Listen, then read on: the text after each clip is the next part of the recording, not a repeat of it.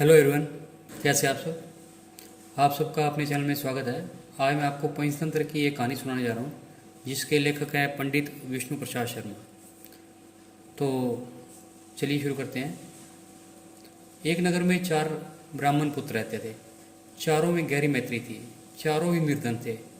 निर्धनता को दूर करने के लिए चारों चिंतित थे। उन्होंने अनुभव कर लिया था कि अपने बंधु बांधवों में धनहीन जीवन व्यतीत करने की अपेक्षा शेर हाथियों से भरे कंटीले जंगल में रहना अच्छा है। निर्धन व्यक्ति को सब अनादर की दृष्टि से देखते हैं। बंधु बांधव भी उसे किनारा कर लेते हैं। अपने ही पुत्र पौत्र भी उससे मुंह मोड़ लेते हैं। पत्नी भी उससे विरक्त हो जाती है। मनुष्य लोक में धन के बिना न यश संभव है न सुख। धन हो तो कायर भी वीर हो जाता है, कुरूप भी स्वरूप हो जाता है और मूर्ख भी पंडित बन जाता है। यह सोचकर उन्होंने धन कमाने के लिए किसी दूसरे देश जाने का निश्चय किया। अपने बंधु बांधवों को छोड़ अपनी जन्मभूमि से विदा ली और विदेश यात्रा के लिए चल पड़े। चलते चलते शिप्रा नदी के तट पर पहुँचे। वहाँ नदी के शीतल जल में स्नान करने के बाद महाकाल को प्रणाम किया। थोड़ी दूर आगे जाने पर उन्हें एक जटाजूटधारी योगी दिखाई दिया। इन योगीराज का नाम था भैरवानंद। योगीराज इन चारों नौजवान ब्राह्मण पुत्रों को अपने आश्रम में ले गए और उनसे प्रवास का प्रयोजन पूछा। चारों ने कहा, हम अर्थ सिद्धि के लिए यात्री बने हैं। धनोपार्जन ही हमारा लक्ष्य है। अब या तो धन कमाकर लौटेंगे या मृत्यु का स्वागत करेंगे। इस धनहीन जीवन से मृत्यु ही अच्छी है। योगीराज ने उनके निश्चय की परीक्षा के लिए जब यह कहा कि धनवान बनना तो दैव के अधीन है, तब उन्होंने उत्तर दिया, यह सच है कि भाग्य ही पुरुष को धनी बनाता है, किंतु साहसिक पुरुष भी अवसर का लाभ उठाकर अपने भाग्य को बदल लेते हैं। पुरुष का पौरुष कभी कभी दैव से भी अधिक बलवान हो जाता है। इसलिए आप हमें भाग्य का नाम लेकर निरुत्साहित न करें। हमने अब धनोपार्जन का पर्ण पूरा करके ही लौटने का निश्चय किया है।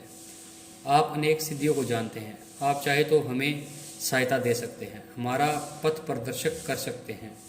योगी होने के कारण आपके पास महती शक्तियां हैं। हमारा निश्चय ही महान है। महान ही महान की सहायता कर सकता है। भैरवानंद को उनकी दृढ़ता देखकर प्रसन्नता हुई। प्रसन्न होकर धन कमाने का एक रास्ता बताते हुए उन्होंने कहा, तुम हाथों में दीपक लेकर हिमालय पर्वत की ओर जाओ।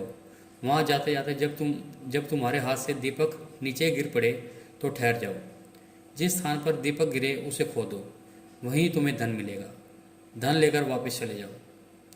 चारों युवक हाथों में दीपक लेकर चल पड़े। कुछ दूर जाने के बाद उनमें से एक के हाथ का दीपक भूमि पर गिर पड़ा। उस भूमि को खोदने पर उन्हें ताम्रमयी मूर्ति मिली। वह तांबे की खान थी। उसने कहा, यहाँ जितना चाहो तांबा ले लो। अन्य युवक बोले, मूर्ख, तांबे से दरिद्रता दूर नहीं होगी। हम आगे बढ़ेंगे, आगे इससे अधिक मूल्य की वस्तु मिलेगी। उसने कहा, तुम जाओ, मैं तो यहीं रहूँगा। यह कहकर उसने यथेष्ट तांबा लिया और घर लौट आया। शेष तीनों मित्र आगे बढ़े।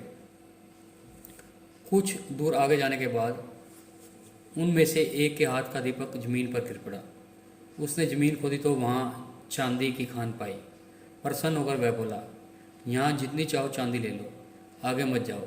शेष 2 मित्र बोले, पीछे तांबे की खान मिली थी, यहाँ चांदी की खान मिली है, निश्चय ही आगे सोने की खान मिलेगी, इसलिए हम तो आगे बढ़ेंगे। यह कहकर दोनों मित्र आगे बढ़ गए। उन 2 में से एक के हाथ से फिर एक दीपक गिर गया। खोदने पर उसे सोने की खान मिल गई।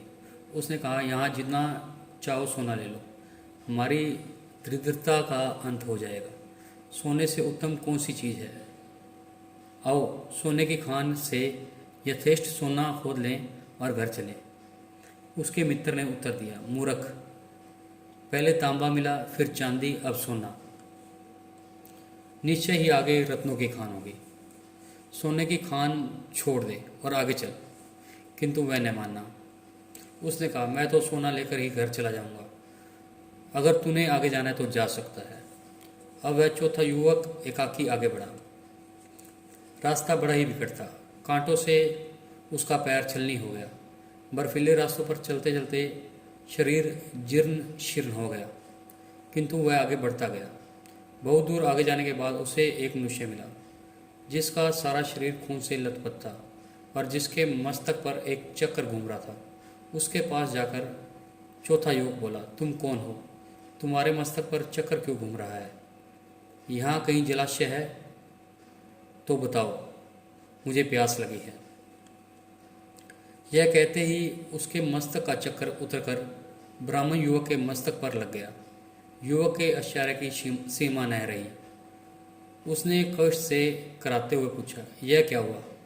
यह चक्र तुम्हारे मस्तक से छूटकर मेरे मस्तक पर क्यों लग गया? अजनबी मनुष्य ने उत्तर दिया, मेरे मस्तक पर भी यह इसी तरह अचानक लग गया था।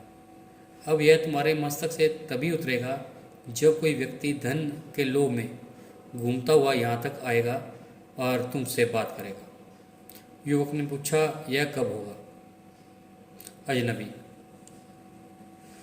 अब कौन राजा राज्य कर रहा है? युवक, वीना वत्सराज। अजनबी, मुझे काल का ज्ञान नहीं। मैं राजा राम के राज्य में दरिद्र हुआ था और सिद्धि का दीपक लेकर यहाँ तक पहुँचा था। मैंने भी एक और मनुष्य से यही प्रश्न किए थे जो तुमने मुझसे यहाँ किए। युवक, किंतु इतने समय में तुम्हें भोजन व जल कैसे मिलता रहा? अजनबी, यह चक्र धन के अति लोभी पुरुषों के लिए बनाया गया है। इस चक्र के मस्तक पर लगने के बाद मनुष्य को भूख, प्यास, नींद जरा भी याद नहीं रहते। केवल चक्र घूमने का कष्ट ही सताता रहता है। वह व्यक्ति अनंत काल तक कष्ट भोगता रहता है। यह कहकर वह चला गया और वह अति लोभी ब्राह्मण युवक कष्ट भोगने के लिए वहीं रह गया। तो इस कहानी से हमें सीख मिलती है कि लालच बुरी बला है, लालच से आप बचें। तो आपको ये कहानी कैसी लगी? अगर कहानी पसंद आई तो वीडियो को लाइक कीजिए, शेयर कीजिए और चैनल को सब्सक्राइब कीजिए। बेल वाला बटन ज़रूर दबा दें ताकि हम ऐसे कोई और वीडियो डालें तो उसकी नोटिफिकेशन आपको मिल जाए। Thank you.